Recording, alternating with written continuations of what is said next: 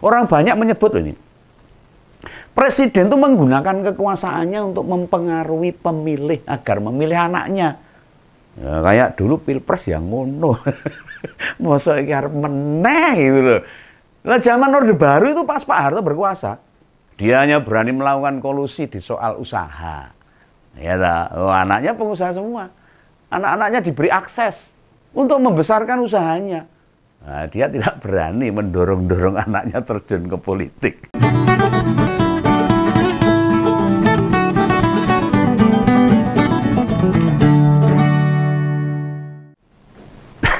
Sekali lagi nih, tentang Jokowi, presiden kita. Ya akhirnya nggak malu-malu lagi, nggak nutup-nutupi, buka biak blong-blongan. Bila si bungsu akan didukung untuk ikut kontestasi, ya pasti ngompol sudah banyak nyimak loh, videonya banyak nih. Apa yang dikatakan Pak Jokowi itu bener banget, orang salah. Tugas orang tua itu ya mendoakan. Nah ini yoplek kayak kejadian mau pilpres kemarin untuk Gibran putra sulungnya. Wah, awalnya terlihat gondeli ya, mau galagasi, tidak menyetujui. Ya raser Gibran maju pilpres. Ya dan akhirnya bilang hal yang sama. Tugas orang tua itu hanya merestui. Ya, Presiden bilang soal itu waktu dimintai tanggapan sama wartawan. Berkaitan munculnya peraturan Komisi Pemilihan Umum nomor 8 tahun 2024 yang mengakomodasi putusan MA, Mahkamah Agung, tentang pencalonan gubernur dan wakil gubernur, bupati, wakil bupati, serta wali kota dan wakil wali kota. Ya sah sudahlah. Jalan mulus untuk Kaisang Pangarep, jalan tol lolos itu. Nah, Ketua Umum PSI ini untuk ikut dalam kontestasi Pilkada 2024 dalam hal merestui atau mendoakan itu memang kewajiban orang tua. Semua orang tua ya gitu, bong. Oh, begawan yang ngono, sama saja bila anak pengen mendaki atau menempuh sebuah jalan baru. Dan itu demi kebaikannya. Ya, ini apakah ini semua seolah-olah memang hal yang baik? Apa yang dilakukan Presiden sudah tepat? Nah, ada banyak contoh loh ini. Ini tidak semua aktivitas anak itu bisa disupport begitu saja oleh orang tuanya. Terlebih bila jabatan yang sedang melekat di diri Pak Jokowi adalah Presiden. Kepala negara bapaknya semua bangsa, ora bapak Kaisang Toktil atau bapaknya Gibran. Termasuk bapak saya itu sebagai rakyatnya. Dia punya tanggung jawab yang lain, yakni mengenai keteladanan. Dilihat seluruh rakyat Indonesia ini. Ning ora ya mbuh sekarang ini. Keteladanan itu dihubungkan dengan nilai-nilai kehidupan sosial masyarakatnya. Etika politik misalnya. Kepantasan dan lain sebagainya. Nah misalnya nih di kampung kita itu ada yang punya jabatan kepala desa atau orang terkaya lah di seluruh wilayah. Lalu anak kita terhitung juga sukses, mengikuti jejak kita. Nah dia berniat mengadakan acara syukuran kesuksesan usahanya bersama teman-temannya serta karyawannya. Itu acara besar yang nutup jalan kampung dan diadakan selama 3 hari 3 malam. Nah sebagai orang tua tentu senang, senang anaknya sukses. Anak kita sukses dan berhasil. Tapi layakkah nutup jalan kampung selama 3 hari? Ya akhirnya merugikan masyarakat yang lain. Masyarakat yang lain orang iso lewat. Atau suara soundnya, sound sistemnya kenceng banget. Hingga terdengar dari jarak 1 kilometer. Siang malam dangdung. Akhirnya ada yang kaca pecah. Ada yang bayi nangis terus karena keberebekan, merugikan rakyat. Dan itu tidak baik kalau itu orang tua menyetujui. Nah misalnya bukan acara anak kita mampu beli mobil mewah lebih dari 3 buah, kalau bukan acara syukuran, lalu diparkir di depan rumah hingga mengganggu lalu lintas. Apa kita sebagai orang tua mendiamkan saja dan senang melihat itu? Seneng anaknya punya mobil mewah 3, ning nek parkirin ning dalan kabeh, nutupi yang lain, lalu lintas jadi macet, merugikan banyak orang. Orang tua sedih gitu loh. Tidakkah mengingatkan juga bagian dari tugas orang tua kalau mengingatkan hal seperti ini? Lah kebahagiaan kita tidak boleh merampas hak-hak orang lain. Boleh seneng tapi jangan menyusahkan orang lain, mengganggu orang lain, merampas kesempatan orang lain. Lah direstuinya Kaisang telah menutup kesempatan orang lain. Yo podo ini. Menghilangkan peluang pihak lain yang mau maju. Sing luwih cerdas, luwih pinter, luwih berpengalaman, punya terbang yang lebih, akhirnya tertutup. Ya karena itu tadi bapaknya masih presiden. Mereka tidak bisa ikut kontestasi dan ya dibilang pasti kalah sebelum berperang. Jangan bilang Kaisang punya hak untuk ikut kontestasi. Hak seseorang bisa hilang loh. Atau jadi tidak pantas bila dia punya privilege atau keuntungan yang tidak dipunyai pihak lain. Wah, itu saru. Alam demokrasi kalau seperti itu saru. Hubungannya dengan KKN akhirnya. Nah, ini Indonesia apa KKN itu dibebaskan mau piye? Makanya yang namanya nepotisme itu ada larangannya. KKN, korupsi dan nepotisme, itu undang-undangnya. Orang banyak menyebut loh ini. Presiden itu menggunakan kekuasaannya untuk mempengaruhi pemilih agar memilih anaknya. Ya, kayak dulu pilpres yang ngono. Masa iki arep meneh gitu loh. Nah, zaman Orde Baru itu pas Pak Harto berkuasa, dia hanya berani melakukan kolusi di soal usaha. Ya oh, anaknya pengusaha semua. Anak-anaknya diberi akses untuk membesarkan usahanya.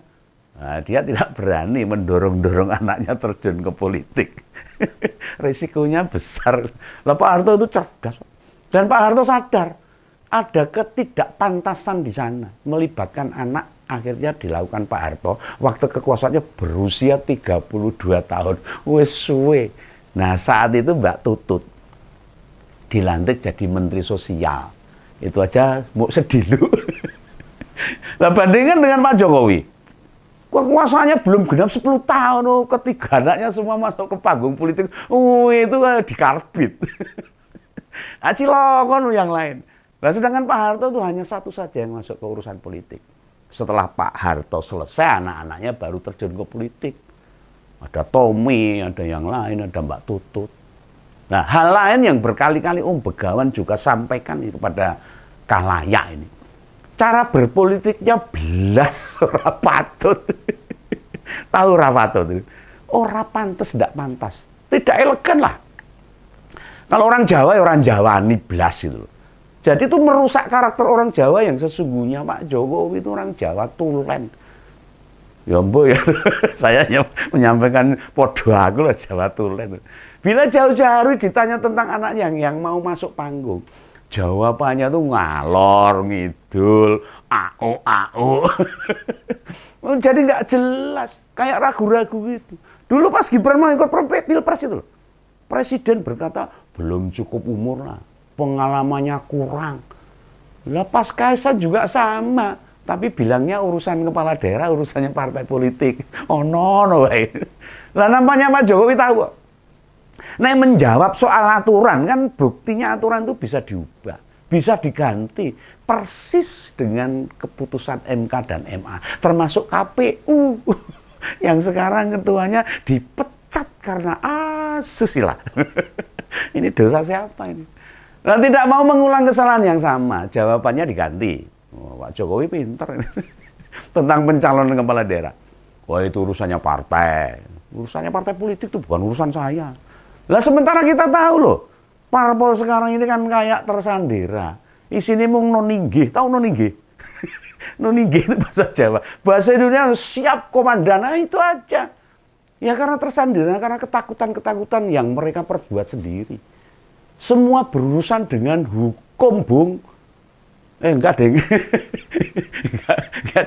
enggak dengan hukum. Yang Demokrat bukan tersandera hukum. Yang Demokrat khusus Demokrat, melainkan percobaan kudeta kepemimpinan Mas Ahaye.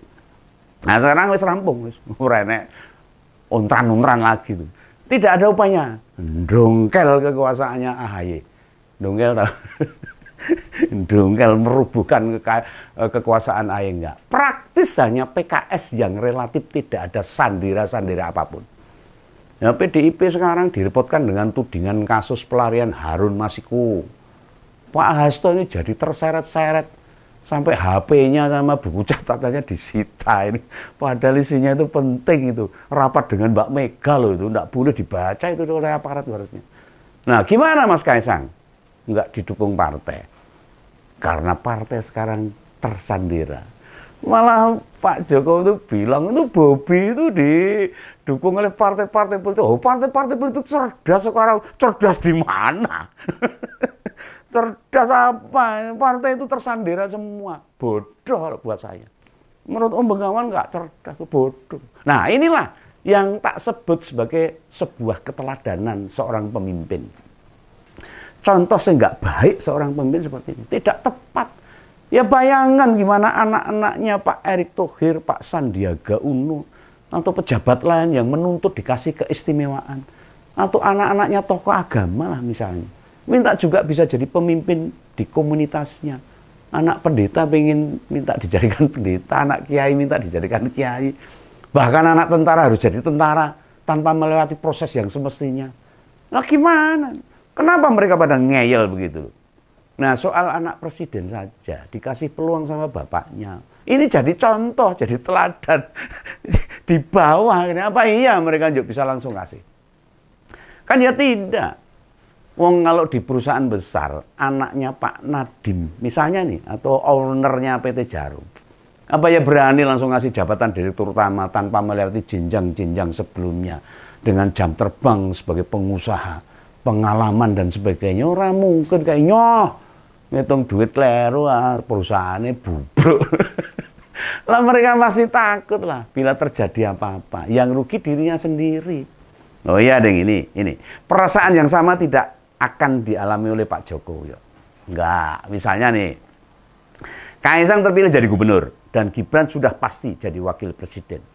Dalam pemerintahan nanti, bila kepemimpinan mereka buruk, yang rugi masyarakat, bukan pribadi Kaisang atau Gibran, apalagi Pak Jokowi yang udah pensiun, tahu pensiun, udah selesai, sudah nggak menjabat. Belas mereka nggak rugi. Kan yang dikelola itu uang negara, duitnya rakyat, yang rugi termasuk Bengawan. Beda bila diurusi perusahaan milik bapaknya. Nah, ini loh yang semestinya dimengerti sama presiden kita ini. Ini urusan negara atau urusan keluarga. Nah urusan keluarga silahkan kasih jabatan kepada anaknya. Nyoh, nggak apa-apa. Ini urusan negara. Urusannya dengan rakyat, dengan kekayaan negara. Lagian loh, jujur saja nih Bengawan ini sebenarnya nggak masalah. Anak-anaknya presiden mau ikut kontes, ora apa-apa, silahkan itu hak. Mau pilih jadi wali kota, bupati, mau jadi lurah, gubernur, bahkan jadi presiden, silahkan, nggak apa-apa. Catatannya, ini catatannya, saat mereka berproses menjalani itu semua, catatannya saat mereka berproses menjalani itu semua, bapak atau keluarganya harusnya tidak menjabat lagi, wes leren, supaya tidak ada intervensi, tidak ada privilege. Misalnya seperti situasi sekarang ini, monggo bila anaknya Pak Harto atau cucunya, putrinya Gus Dur, anaknya Pak Habibie, termasuk Mbak Puan, juga Mas Ibas atau Mas Ahaye, monggo ikut pilkada. Benar bahwa pemilih pasti terpengaruh mereka anak-anak siapa. Tapi orang tua kan wis ora iso melu-melu, ora cawe-cawe. Tidak bisa lagi nimbrung. Lah bila nimbrung pun tidak memanfaatkan kekuasaan sebagai kepala negara. Sebagai presiden yang punya kuasa penuh. Tidak ada lagi pengaruh. Nah, bila masih menjabat ini. Oh, Bengawan pesimis ini. Jabatan itu tidak digunakan demi memenangkan anak mereka. Ora mungkin. Anak polah bobo kepradiah ini. Kalau bahasa Jawa. Makanya, pernyataan presiden tugas orang tua hanya mendoakan itu tidak salah. Benar. Tapi ora bener. Tidak tepat. Dan lagi pada Pilpres kemarin sudah jelas-jelas. Rakyat punya kesimpulan ada campur tangan kepala negara, ada cawe-cawe sehingga Gibran menang dengan keunggulan telak. Lah kok saiki dibaleni meneh. Dibaleni oleh negara luar kaca. Gibran itu dijuluki nipu baby loh, orang luar negeri itu. Nipu baby tahu, bukan babi. Artinya anak nepotisme. Belum dilantik saja, ini calon pemimpin kita sudah dilihat sebagai ketidakpantasan. Yo ngalah, oh ya kaya ngene negara kuwi. Di saat ekonomi global makin tidak menentu, dampaknya ke ekonomi dalam negeri berat banget. Presidennya malah mikir keluarga nih. Nasib. Ciloko ini rakyat. Itu aja lah pesan kawan ya. Salam kawan, salam ngobrol. Dadah.